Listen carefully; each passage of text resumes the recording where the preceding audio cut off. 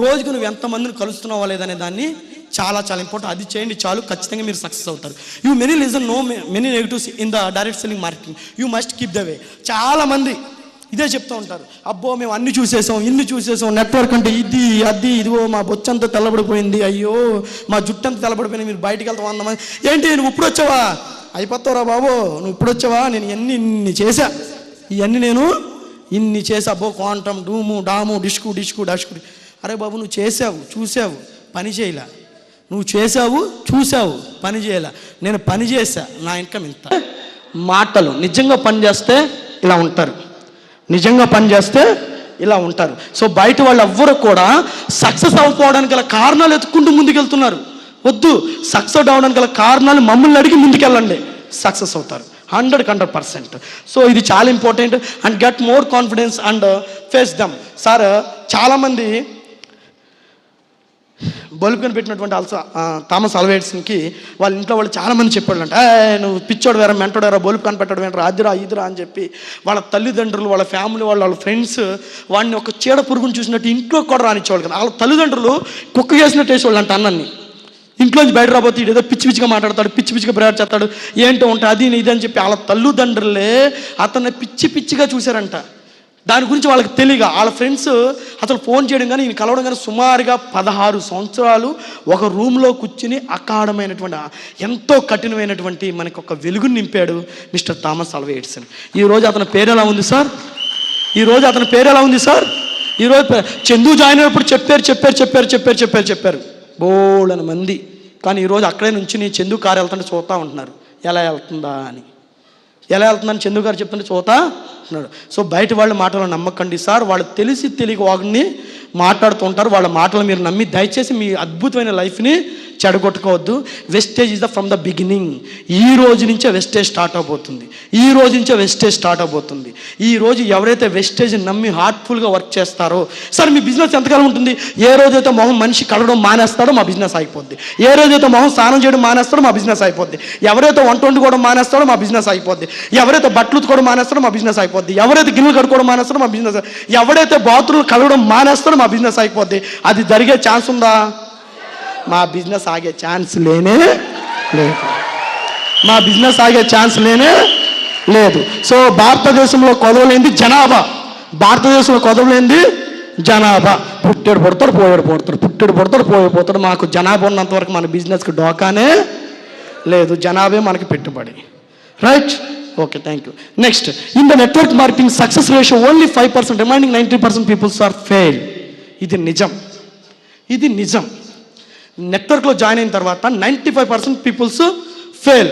Only 5 peoples మాత్రమే success అవుతున్నారు. కారణం ఏంటో చెప్పనా? చాలామందికి because of the reason lack of knowledge లేకపోవడం వల్ల వాళ్ళు ఫెయిల్ అయిపోతున్నారు. మీరు ఒక మనిషిని తీసుకొచ్చి కూర్చోబెట్టిన ఎదురుగా, వాడితో ఐడియా ఇచ్చే బాధ్యత నాది. ఎందుకని? రైట్, నా దగ్గర టాలెంట్ ఉంది కాబట్టి. నా దగ్గర టాలెంట్ ఉంది, నాలెడ్జ్. ఆడ ఏ క్వశ్చన్ అడగండి, నా దగ్గర ఆన్సర్ రెడీగా ఉంటుంది. ఆడ ఏ క్వశ్చన్ అడగండి, నా దగ్గర ఆన్సర్ ఉంటుంది. ఖచ్చితంగా జాయిన్ అవ్వాల్సిందే.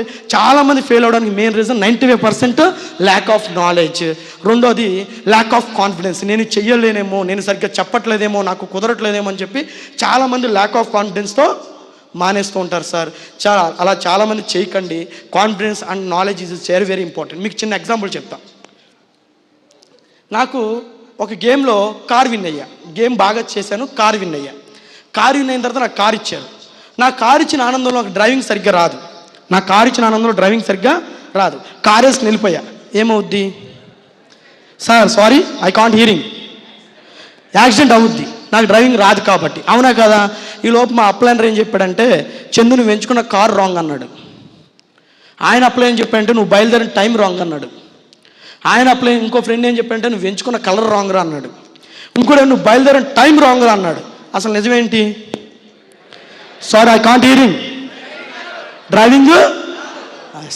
చాలామంది వెస్టేజ్లో జాయిన్ అయిన తర్వాత డ్రైవింగ్ సరిగ్గా రాక కార్ ఎక్కిరు కానీ నాలెడ్జ్ నేర్చుకోక, క్లచ్ ఎక్కడ ఉంది, బ్రేక్ ఎక్కడ ఉంది, ఎలా తోలాలి ఏంటి ఇవేమి నేర్చుకోకుండా జనాల్లోకి వెళ్ళిపోవడం వల్ల వాళ్ళు పెట్టేటువంటి చివాకులకి, వాళ్ళు చెప్పేటువంటి నెగిటివ్స్కి వీళ్ళ దగ్గర నాలెడ్జ్ లేక ఇటు వెళ్ళిన వాళ్ళు ఇటు వెనక్కి వచ్చేస్తారు. మళ్ళీ ఫోన్ ఎత్తుతారా?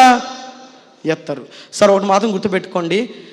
సో విజయరాజు గారికి 14 విఆర్ఓకి VRO knowledge, VRO income.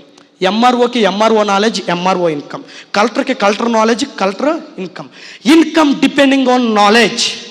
Income depending on knowledge. We can more knowledge, we get a more money.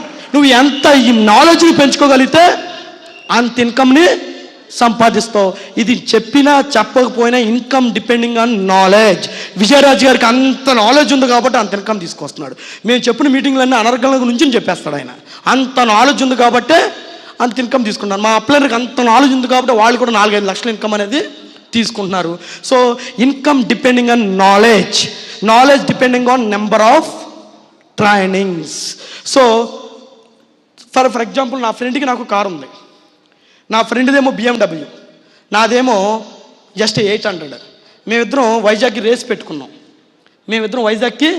పెట్టుకున్నాం. ఇద్దరం ఒకేసారి స్టార్ట్ అయ్యాం. ఎవరి కారు ముందు వెళ్ళొద్ది? Sir sorry, I can't hearing. BMW sure, right.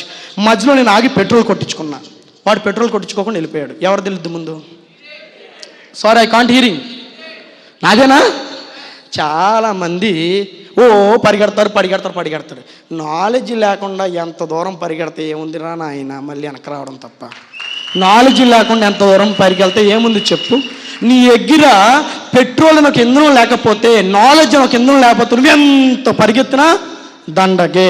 నా డౌన్ ఒక అతను చెప్తాను, రోజుకి నేను 7 ఓ మీటింగ్లు చేస్తున్నా. ఒకడైనా కొంటున్నాడా? కొంటలేదు సార్. ఎలా కొంటాడు? నువ్వు చెప్పే మాటలో కాన్ఫిడెంట్ లేదు, నువ్వు చెప్పే విధానం నచ్చలేదు, నీ దగ్గర నాలెడ్జ్ లేదు. నిజంగా దీనికి లీగలైజ్డ్ అయిందంటే లీగలైజ్డ్ ఎప్పుడైందో చెప్పు, ఏ మినిస్టర్ ద్వారా అయిందంటే చెప్పు, ఏమీ చెప్పు. కానీ లక్షలు వచ్చేయాలి, లక్షలు వచ్చేయాలి మనకి, ఏమి నేర్చుకోకుండా. So without meetings, without trainings we can't do anything. Knowledge లేకుండా మీరు ఏమీ కూడా వెస్టేజ్లో చెయ్యలేరు. ఇది నిజం.